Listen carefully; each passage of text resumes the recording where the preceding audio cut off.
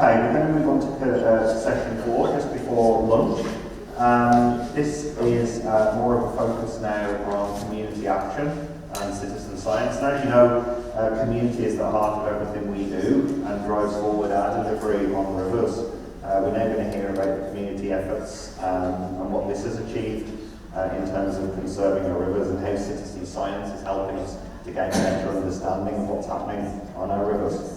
So first of all, I'd like to invite Michael Martin up. Michael is with the 6 Mile Water Trust in County Antrim. He's a trustee and founding member of that river trust, which goes back to 2009. And he's going to tell us about a range of projects that they've been delivering on the 6 Mile Water.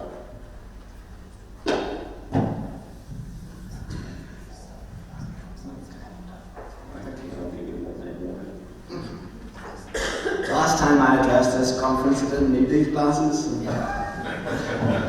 Shows you how long ago it was.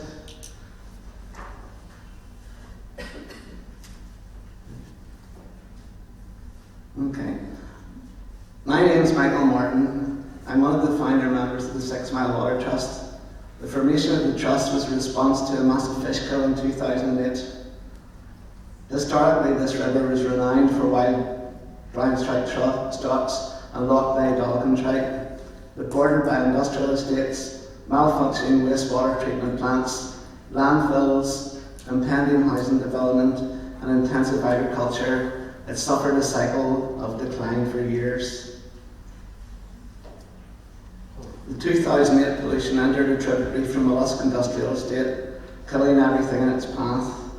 Shrimps and other invertebrates littered the surface, their insides burnt out.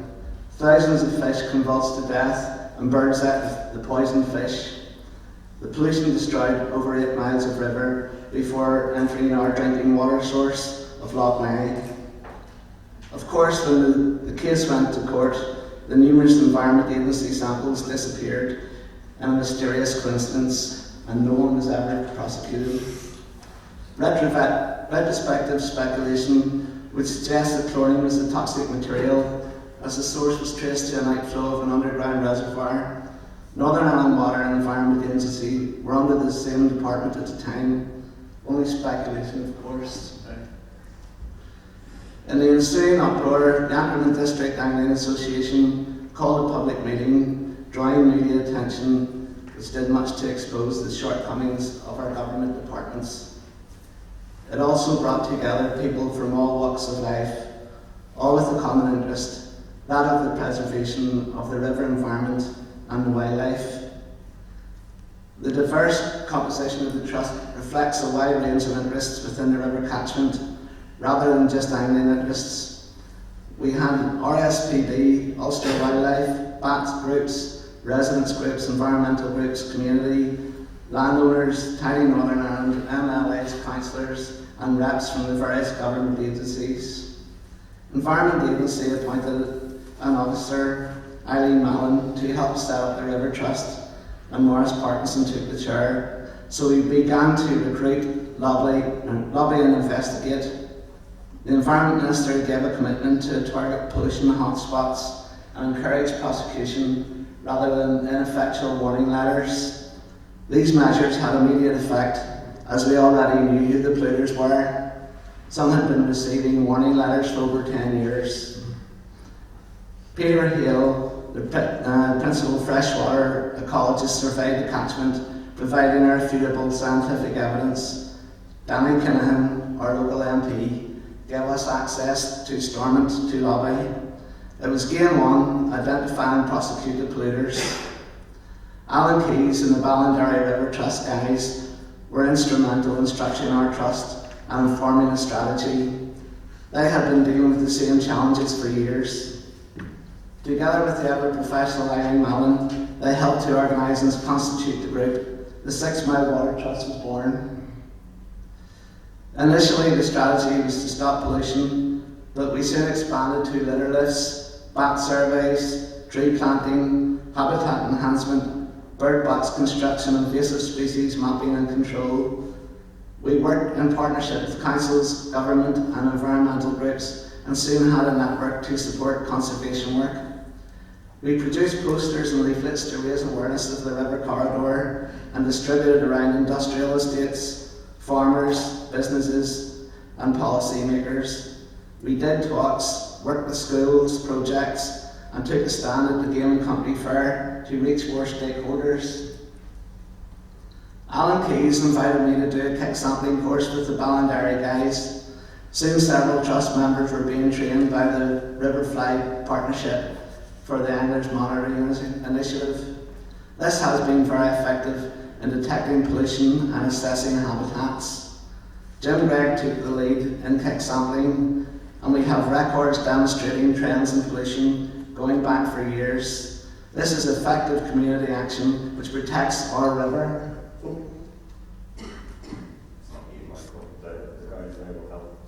Where's the tech guys? I'll wrap it on anyway.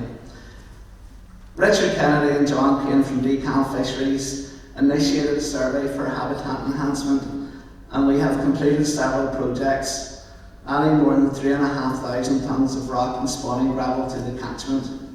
Electrofishing has established that this has been a fantastic success, and together with catch and release of spawning stock, the recruitment to Loch Ness is incredible, as is the run of returning dolphin and trout. Although the Trust is running on a shoestring following the COVID pandemic, it has achieved a great deal. The pollution is much reduced. Great new habitats are attracting diverse wildlife.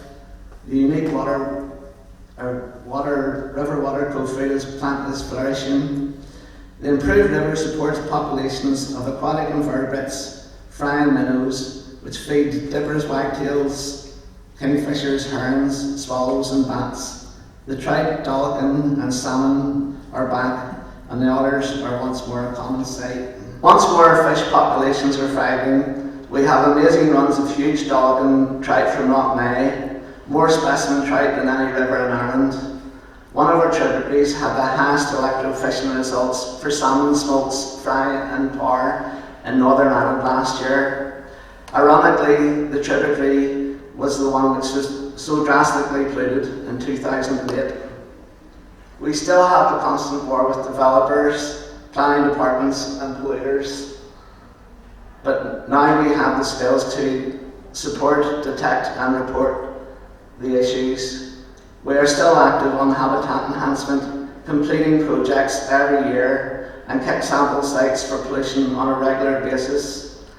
Jim Gregg has initiated the Yellow Fish campaign to ensure drains are marked with appropriate signage following pollution incidents by businesses who didn't realise these drains went to the river. We are also active on surveys in Dolligan, taking scale samples, catching large specimens for Dr. Richard Kennedy to insert transmitters, tracking their movements around Loch Ness and the tributaries, all contributing to evidence of the complex lifestyle of this iconic Irish trout species.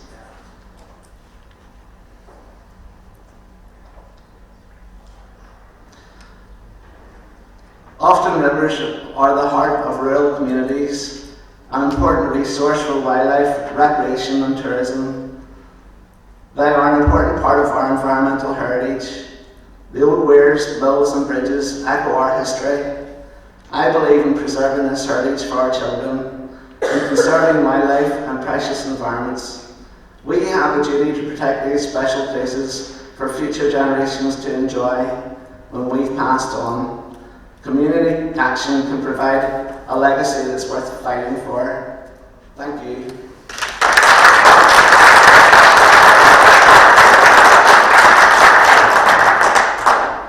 Thank you, Michael. That was impressive as always, and you did really well, didn't you, with the tech issue there. So well done.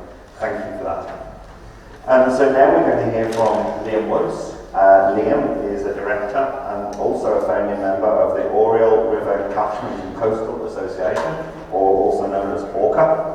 It's a cross-border river trust looking after the rivers that flow into Dundalk Bay, and citizen science will be the focus of Liam's talk. Thank you. Thanks, Mark. Just want to thank the Rivers Trust for asking me to speak today.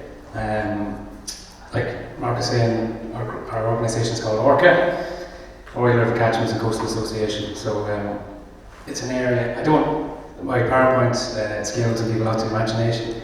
I don't have too much background detail on it, but to give you an idea, we're in the northeast of Ireland, quite small river catchment by comparison to a lot of the rivers in Ireland.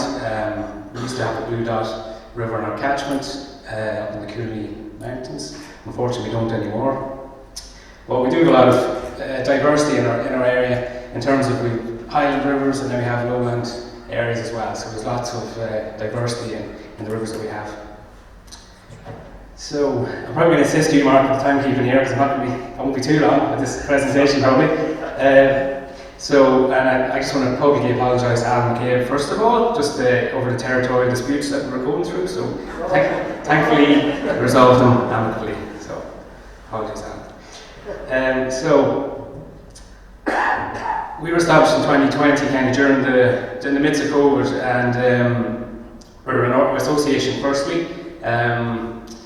We suppose with COVID, the issues with our startups, couldn't meet publicly and all the restrictions, so it was difficult in the first phase of our establishment. So we're really just a fledgling organisation still. So we were successful at EIP funding in 2021, and that kind of spurred us on to become a company limited by guarantee and become part of the River Trust organisation. So that's kind of our background. The app that we assisted to bring to fruition, it's called Aqua Inverts. And what we want to do is promote citizen science on our waterways, basically. Not just in our own catchments, but around the country as well. So, I'll just show it, sorry. This is our, so the DKIT are one of our main partners in this project as well. So the Centre for Freshwaters and Environmental Studies, they were our lead partner in applying for funding for the app.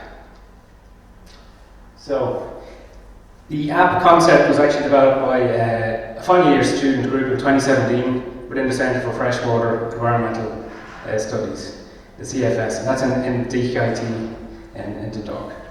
And to be fair to them, they did a brilliant job. I'll show you a slide later on of what they actually developed, and it was fantastic what they came up with in the first instance. But it was quite basic, I suppose, in its initial design format, but it was a good start and a good benchmark.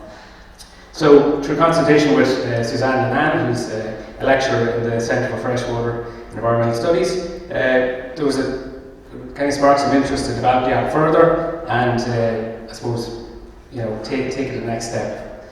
So we applied to the leader for funding to get the app to a user-friendly format and get it on Apple and Android phones so people could download it. So, sorry.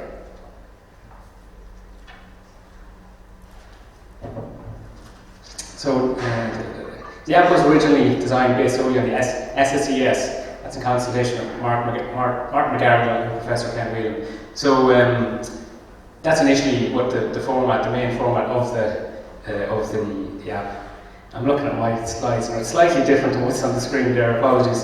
But it was taken further then. There's a national citizen science group, and they were consulting on this scheme of kick sampling in the community and the technology that could be utilised to help it. So it was taken further with the SSIS and the CSSI systems. That's in consultation with Professor Mary Kelly Quinn and Dr. Simon Harrison. So there's a utility to use whatever kick sampling method you might use, your community group might use. You'll be able to utilise it through the app. And Suzanne Lenan is very interested in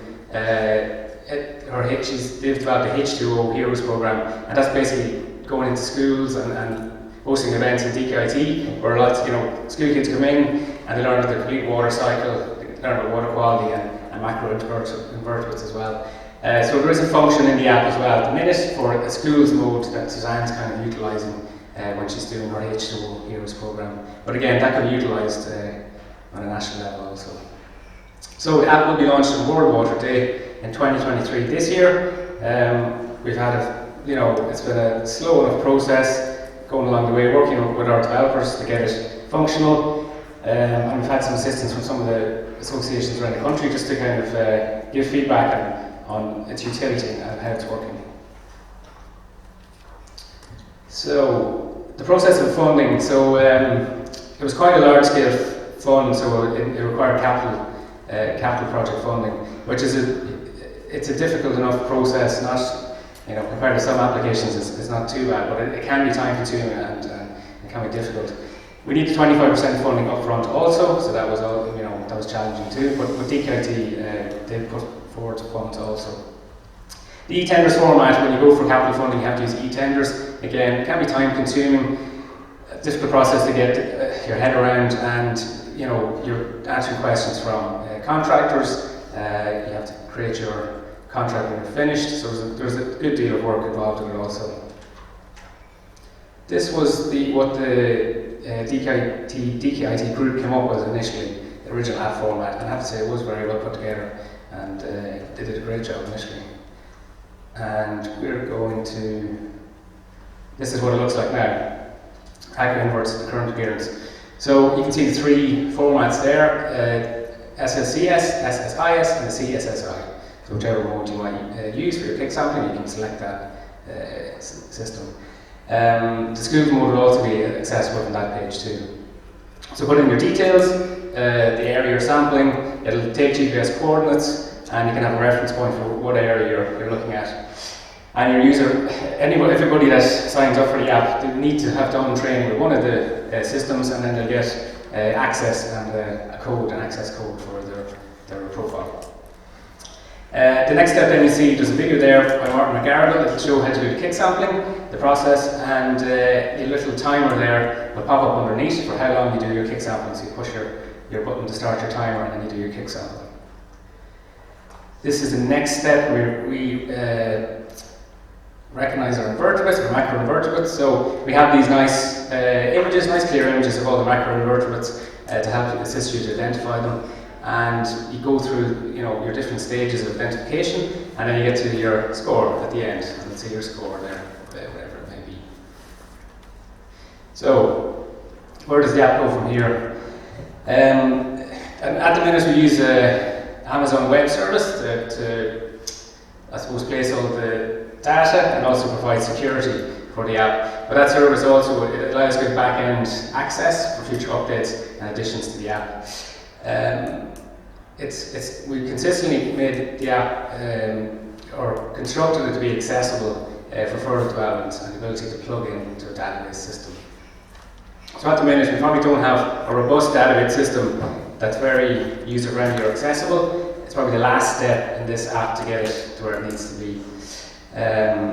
So yeah, really we want to see somebody like a national organisation like EPA or the National Biodiversity Data Centre kind of take it on and be able to, you know, display this data on a website or on a database where it can be accessed. And it's going to create a good log system. Obviously, you know, the more data we enter into it, the more the more robust the data we're looking at. Current challenges, I suppose, there's low-scale user adoption, but it's not really been launched yet, more or less. But we did put it out to our testing groups just to kind of get feedback. So we probably need further feedback going forward to make sure that it's answering everybody's needs. And that's really, I think these are our partners to date. So we have a lot of good interest and good partners currently. But again, like I said, we're kind of putting our nailing our colours to the mast. We're hoping to take the app further. And like I said, have some national data system to store our kick sample data. So that's me. Any questions? I'll take them from the audience.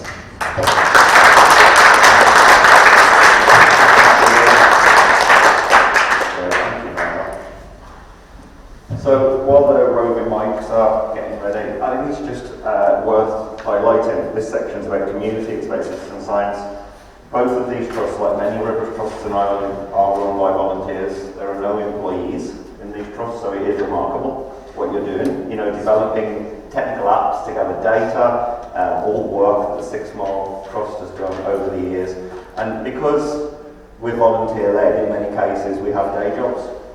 And I learned something interesting the other day that I think is fascinating. Liam is a nurse, day job, and then does all this after work. And Michael Martin is just qualified as a nurse. So with two nurses on stage, I'm in good hands up here, right? Okay, so we've time for a few questions before lunch. With about 5 minutes, and I don't want to delay lunch. I'm sure you want to get to it. So I think with a question first at the back, do it? Yeah. Just quickly, is just the app that we just looked at, is that available for anyone to use, or have you got a particular target of who has to use it? Yeah, free to download. Absolutely anybody can use it. It's on the Android or the Play Store, and also the Apple Store. It's on the Apple Store at the minute. You can download it. It's completely operational there. The Android system is still just being finalised, but. Okay, any other questions from the floor? Yes, Gareth? Yeah, just one for you as well. Not sure you're aware of the Riverflight Partnership and the Army project. Is there any compatibility with that? Is it the same result potentially it's going to come out of yours? Yeah, like I suppose that national, that group that was set up nationally kind of look at the kick sampling and you know the systems that were used.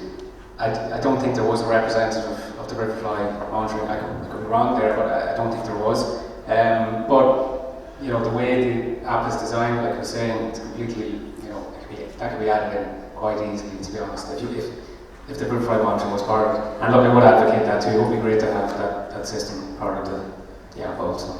So look, it's there. It can be easily implemented, definitely.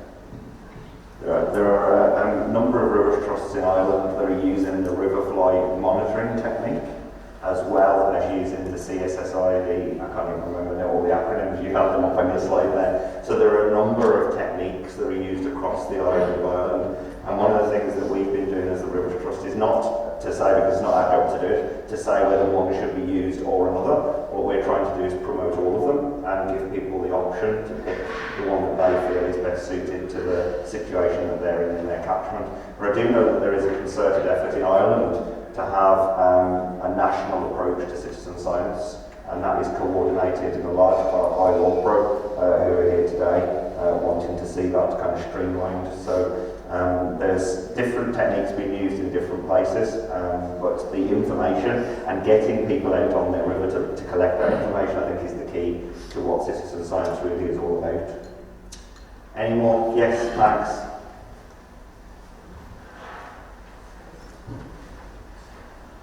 Hi, Max Keegan from LawPro. Thanks, Mark, and thanks to the speakers. As you mentioned, citizen science is an area of particular interest for ourselves, but just to also mention that the draft river-based management plan has called for a strategy for citizen science, and that is something that I think the responsibility will fall to LawPro to chair a group that will develop that strategy. So